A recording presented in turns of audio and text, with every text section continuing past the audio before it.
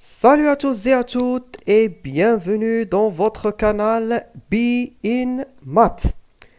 Aujourd'hui, on va continuer et enchaîner sur le cours d'arithmétique dans N. C'est la deuxième partie pour le niveau tronc commun.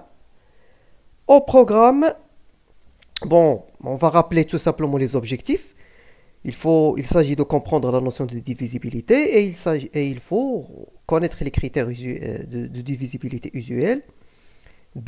Réussir à faire des décompositions d'un entier en facteur premier, calculer le PGCD et le PPCM et exploiter ce calcul. Et aussi la décomposition. Justement, dans la séance du jour, on va passer donc au nombre premier. On va continuer. La séance précédente, on a vu la divisibilité et on a vu la parité. Alors, cette séance, ça sera les nombres premiers. Donc, c'est quoi d'abord les nombres premiers? On verra donc aussi comment décomposer et réussir la décomposition en facteur premier. Puis, on verra comment exploiter la décomposition pour trouver PGCD, PPCM et exploiter, exploiter aussi la décomposition dans les simplifications.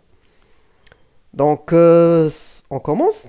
Un nombre premier, c'est tout simplement un nombre entier naturel, bien sûr supérieur ou égal à 1, qui admet exactement deux diviseurs. Le diviseur 1 et lui-même, c'est-à-dire des diviseurs triviaux. C'est 1 et lui-même. Ce sont les seuls diviseurs pour un nombre premier.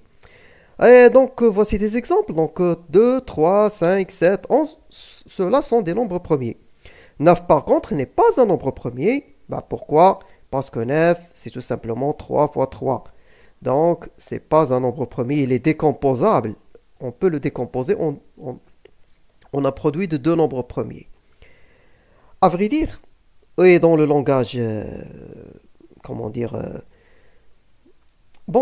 dans le langage courant, les nombres premiers sont en fait les briques avec lesquelles vous allez construire n'importe quel nombre premier. Ce sont la matière première, et d'où l'appellation premier.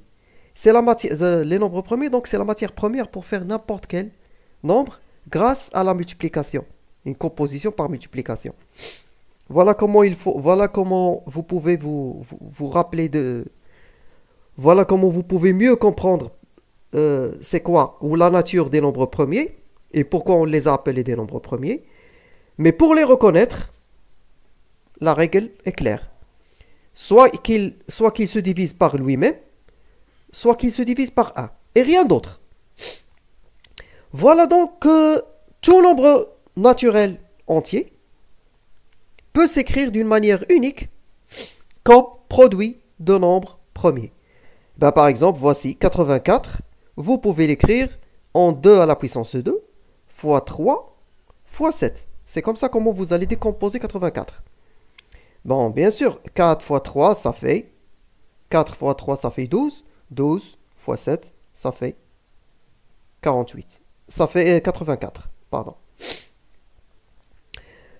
Donc, voici comment on fait une décomposition en nombre premier. Donc, par exemple, ici et là, il est, comme vous pouvez le remarquer, il est primordial de connaître par cœur ces critères de divisibilité. Alors, 360, on va la diviser par 2, le plus petit nombre premier par lequel elle est divisible. Tout simplement, 360 est divisible par 2 parce que c'est un nombre pair, tout simplement. 180, ça vous donnera 180. Donc, j'explique un peu. Donc, ça donne 180.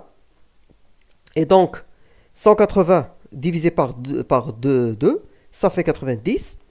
90, ça encore c'est divisible par 2, donc ça donnerait 45. 45 divisé par 3. 45, ce n'est plus divisible par 2. Mais 4 plus 5, ça fait 9. Donc c'est divisible par 3. Ça vérifie le critère de divisibilité par 3. Donc, on va la diviser par 3. Ça donnerait 15. 15, 1 plus 5, ça fait 6. C'est divisible par 3. Donc, on va diviser par 3. Ça nous ferait donc 5. 5, c'est pas divisible par 3. C'est pas un multiple de 3. Mais, par contre, c'est un multiple de 5. Pourquoi? Le nombre d'unités, c'est 5. Si le nombre d'unités c'est 0 ou 5, c'est divisible par 5. Alors 5 par 5, ça fait 1. Là, le dernier quotient obtenu, c'est 1. La décomposition est terminée. Donc, combien de fois on a divisé par 2? 1, 2, 3. 3 fois. D'où le 2 à la puissance 3. Combien de fois on a divisé par 3? 2 fois. D'où le 3 à la puissance 2. Combien de fois on a divisé par 5? Une seule fois, donc 5 à la puissance 1.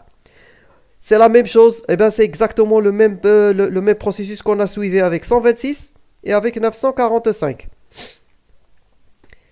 Cela dit, on peut maintenant qu'on sait comment faire une décomposition, on peut passer donc au PGCD et PPCM.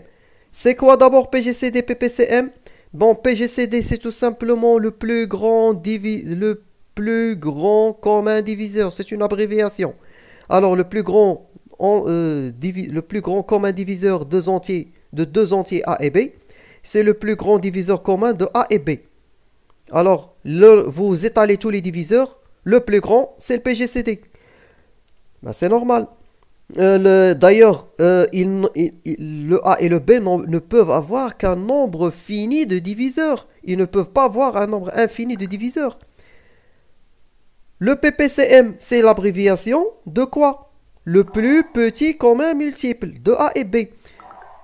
Et donc, vous étalez, ou plutôt vous commencez à étaler les multiples de A et les multiples de B.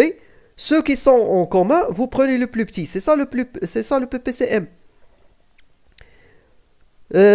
Contrairement au PGCD, contrairement à l'ensemble des diviseurs, les multiples, il y en a une infinité. A et B peuvent avoir une infinité de multiples. Donc ce qui est le plus intéressant, c'est savoir le plus petit commun entre eux. Alors, il existe donc un cas particulier, ce sont les nombres premiers entre eux. Alors, les nombres premiers entre eux ont leur PGCD égal à 1. Le plus grand diviseur commun entre eux, c'est 1. Et d'ailleurs, c'est grâce à cette définition comment vous pouvez reconnaître si une fraction est réductible ou pas. Donc, on continue. Voici, et on va voir un exemple pour connaître ça. Donc, soit A et B, prenez donc maintenant, comment on peut donc trouver le PPCM? Alors, pour trouver le PPCM, vous étalez vous faites la décomposition de deux nombres. Comme ici, comme le montre ici l'exemple suivant. Vous prenez donc la décomposition des deux nombres A et B, et vous prenez tous, j'ai bien dit tous les facteurs présents dans la décomposition de A et de B. Tous les facteurs, aucun, sans exception. Vous allez les prendre, vous allez les étaler un à un, côte à côte. Et vous les prenez bien sûr à la plus grande puissance. Voyons dans un exemple, 126. Par exemple, 126, sa décomposition c'est 2 fois 3 à la puissance 2 fois 7. 360, c'est 2 à la puissance 3 fois 3 à la puissance 2 fois 5. Alors, le PPCM de 126, 360, c'est-à-dire le PPCM du nombre 126 et 360, serait donc, voilà, on a pris tous les éléments qui se trouvent dans la décomposition, donc à savoir le 2, le 3, le 5 et le 7. Tous, on les a pris tous, mais on les a pris à la plus grande puissance. Regardez ici, 2 à la puissance 3, c'est là où est là la plus grande puissance. Ici, 2. Bon, ici, 2, c'est à la puissance 1. Et ici, 2, c'est à la puissance 3. Donc, on va prendre 2 à la puissance 3. C'est la plus grande puissance. De même, pour 3, donc 3 ici, c'est 3 à la puissance 2. Et là encore, il y a 3 à la puissance 2. Donc, c'est pareil. Donc, c'est pareil, on va mettre 3 à la puissance 2. 5 et 7, pour tous les deux, ils sont à la puissance 1. On va les mettre. Donc, voilà, c'est ça là. Le produit de 2 à la puissance 3 fois 3 à la puissance 2 fois 5 fois 7 serait donc le PPCM de 126 et 360. Ça, c'est pour le PPCM.